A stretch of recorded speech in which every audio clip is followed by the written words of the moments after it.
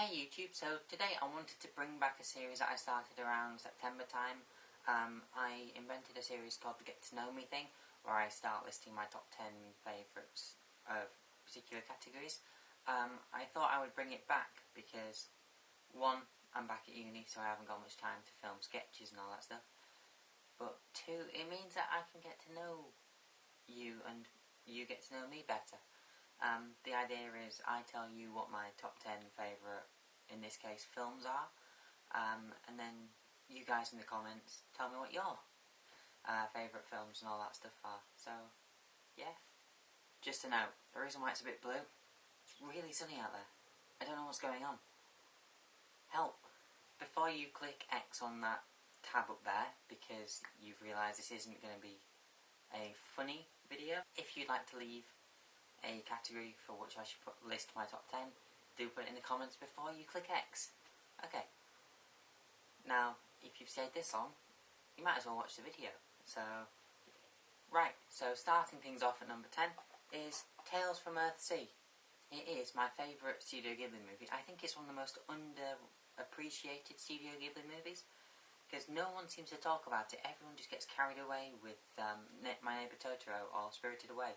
I think the drawing style in it is just perfect. The animation is perfect. Well, the casting for the overdub just works so well. I mean, for God's sake, Timothy Dalton and Willem Dafoe are in this. And no one seems to talk about that. At number 9, we've got See No Evil, Hear No Evil, starring Richard Pryor and Gene Wilder as a blind guy and a deaf guy. And it's just perfect. There's so many hilarious moments in it. The two just seem to work well together in any kind of situation that they're put in. Like, I've seen that film so many times, and every single time I watch it, it never fails to make me laugh. And number 8, Spiderman 2, directed by Sam Raimi.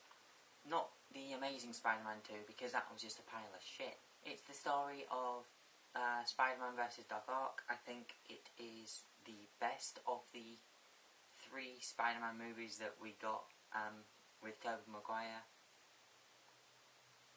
I don't know, like, everything just seems to work well in it. Like, apart from some of the CG, it is a nearly flawless movie, in my opinion. There are some bits which sort of don't follow logic. Number 7 is Pirates of the Caribbean Dead Man's Chest. I don't have this on DVD or Blu-ray yet, but I will be getting it. Mark my words. It's my favourite of the Pirates of the Caribbean movies. I think it was a very good sequel to the first one. A lot of people seem to dislike it because of the fact it gets away, well, it takes the story further away from just being about pirates and having sword fights and all that stuff, and starts going even more into, like, supernatural stuff. You can tell I've planned this video very well. I think the character development in it is brilliant. I think Johnny Depp as Captain Jack Sparrow will forever be one of my favourite characters of all time. I can't really say any more about it. Number 6 is a film that is not out on DVD yet, so I can't show it to you, but it's Star Wars The Force Awakens. As you all know, if you watch my Vlogmas videos, I went to go and see it twice. I don't do that for films which I do not think are good. And as I've said, I think it's my favourite Star Wars movie of all time.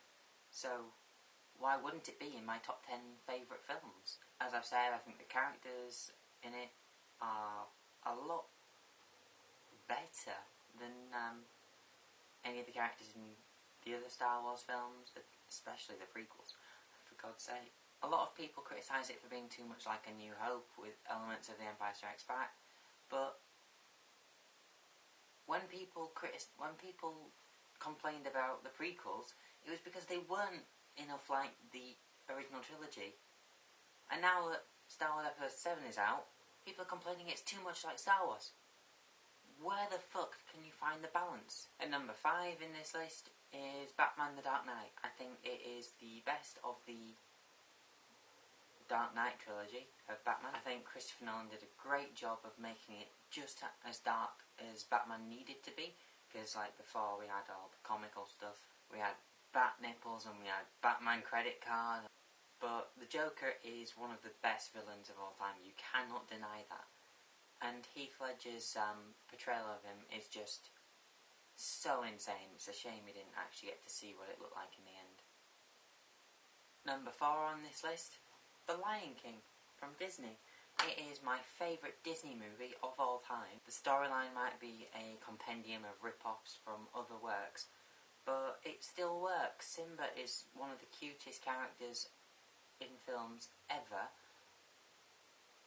Yeah, I'm gonna say that. The animation is perfect in my opinion for a film that came out in the 90s.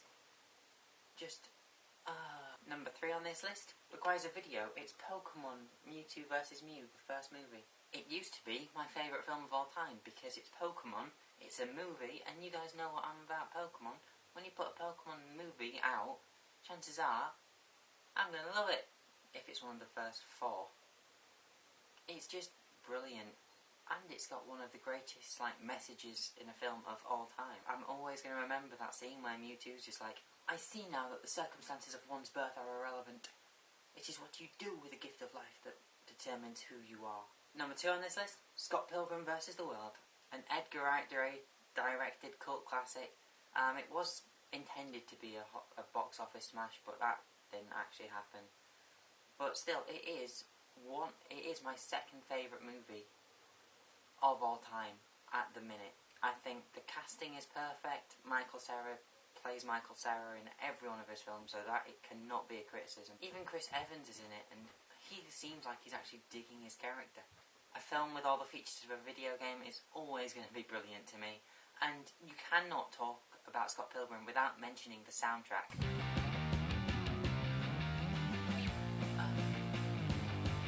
So before I say what my number 1 favourite film of all time is, I thought I'd just say some considerations for this list that didn't actually make it.